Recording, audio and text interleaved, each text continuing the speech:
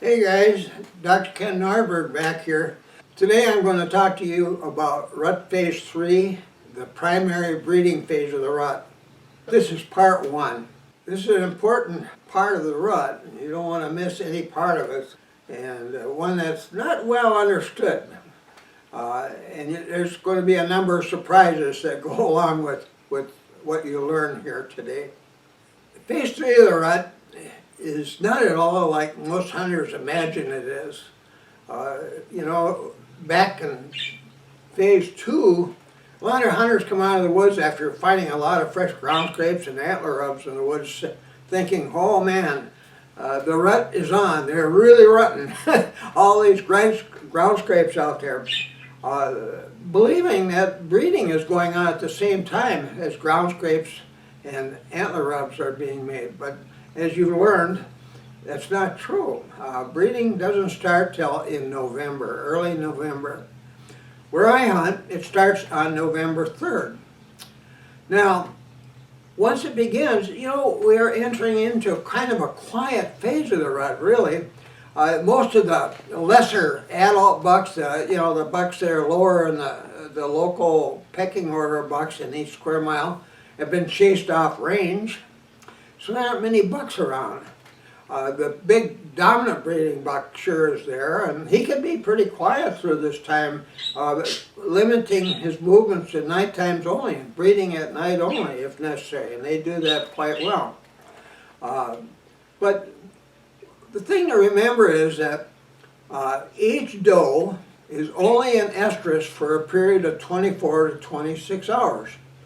Now, this breeding phase of the rut lasts 2 weeks, and not all does are in estrus at the same time. If they're all in estrus at the beginning, like November 3rd here in Minnesota, this phase of the rut would be over in 1 day, but it never is. It lasts up to 2 weeks.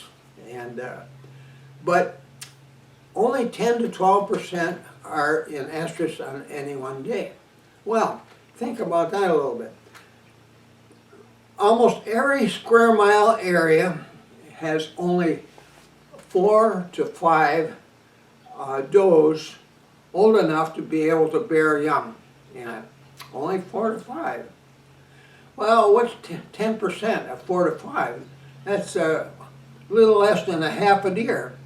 That means you can have 2 square miles adjacent to one another, and in that 2 square miles, maybe only 1 doe is in estrus. Maybe 1 here in this square mile, or in this doe range, and then over in that square mile over there, the next day 1 there, and maybe the following 2 days no does in estrus. It gets spread out over time. There's days when there's no breeding going on, and there's days when 1 or 2 does are likely to be in estrus. So that is many. Well, that's kind of a problem for us buck hunters. What it means is that a buck can be here with this doe in this range who's in estrus today, and after 26 hours she's all done, and off he goes. He smells another one over there in a different part of his range, a mile or even a little more than a mile away if it's an oblong range, the next day. And by the time you find out, well, gee, the buck was here, and you think this is a place to hunt, the next day the buck is way over there somewhere else. And it gets to be kind of it makes it extra difficult to predict where that big buck is going to be from day to day during this phase of the rut. And then what that means is that, they may not begin breeding where you're hunting on November 3rd. The first doe in the area you're hunting, this square mile, may only be in estrus on November 5th, or maybe 10th, something like that. So it's kind of a sporadic thing, it's not a circus out there while breeding is going on. This buck has 4 or 5 mature does who've had fawns before, and then it's got, for each 2 does, there's at least 1 yearling doe. Half the fawns born each spring are does, half are bucks. Well, let's say there's 4 does in this square mile that you're hunting, the older does, And that means there probably only going to be 2 yearling does. Yearling does breed as well. That's their first year of breeding normally. There's some areas down the Corn Belt, like in Ohio and Indiana, Iowa, where fawns can get to be exceptionally large as fawns and start breeding sometime either in November or December or early January after they exceed 90 pounds in weight. If they don't get that large, then they won't breed. But it does happen that some fawns will breed as fawns and bear young as yearlings. And they're not good mothers as yearlings, so fawns have a hard time surviving.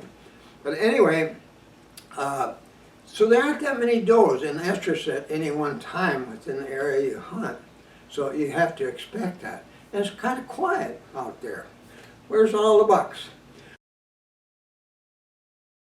There's certain signs you have to look for about this time. You look in early November sometime. Signs to look for that tell you that breeding is in progress.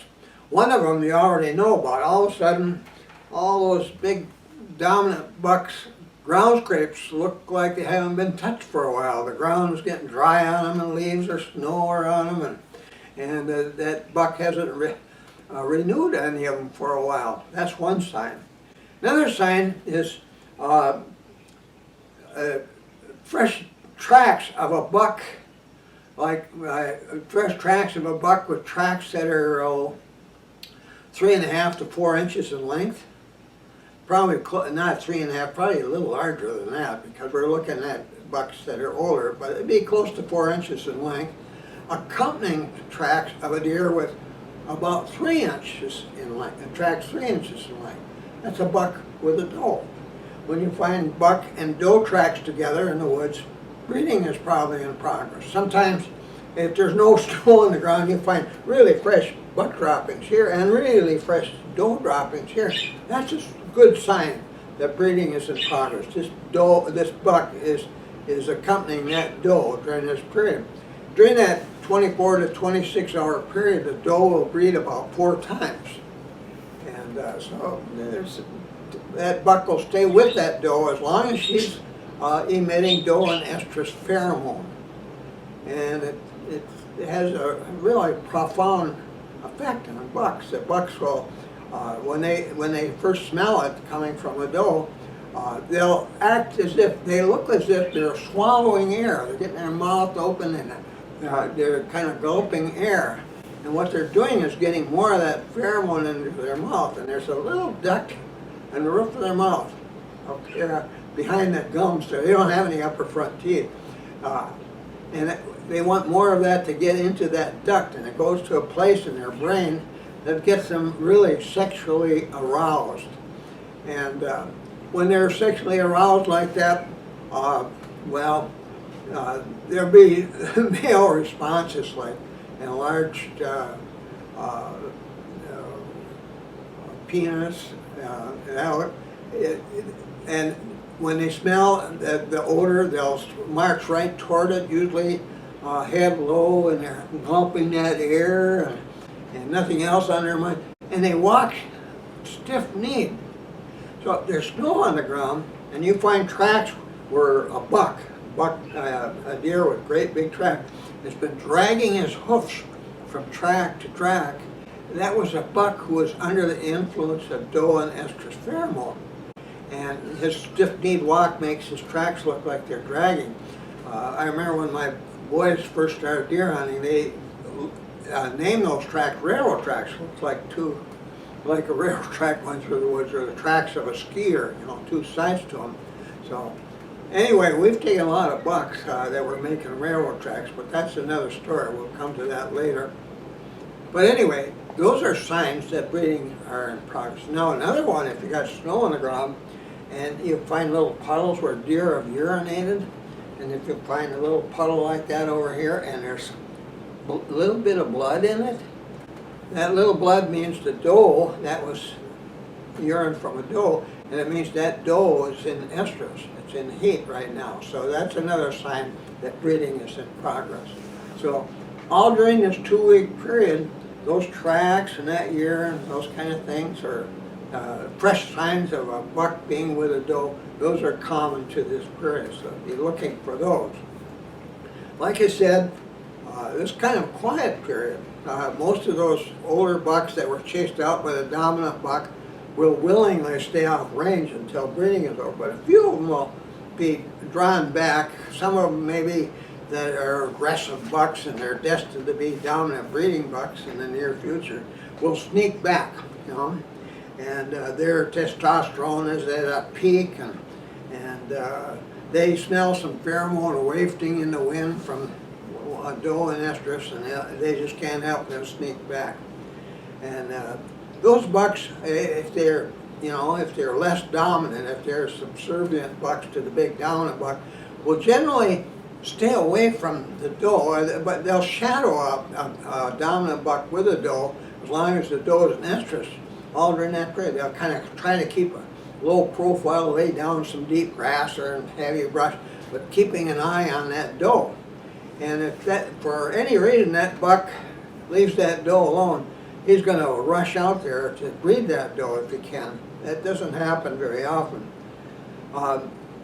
Now, if he gets too close, or sometimes does will walk toward this other buck, and it seems like they kind of enjoy seeing two bucks fighting over it or something, because I've seen does do this many times where they're almost like deliberately initiating a battle between two bucks. If you get too close over there, that big buck is going to get pretty upset. One of the first signs he'll make when he sees this, he might just paw the ground.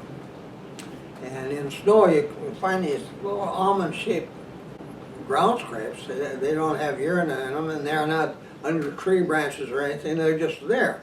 Now, some of them, they'll be about this long and about this wide, like I say, kind of almond-shaped.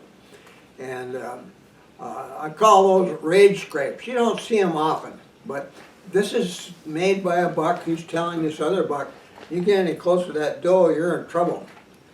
Another thing they might do to warn that other buck to keep away is walk up to a small bush, multi-branch bush, or maybe just a single small tree trunk, and they'll lean down and just murder that tree trunk, just bust it and quickly knock bark off it, or they'll go to that little woody shrub and just massacre the thing, pieces laying every which way. And yeah, I call that a rage rub. They're telling that other buck that this is what's going to happen to you if you come any closer. This is an important part of the rut. You don't want to miss any part of it, so be sure to see part 2 coming up.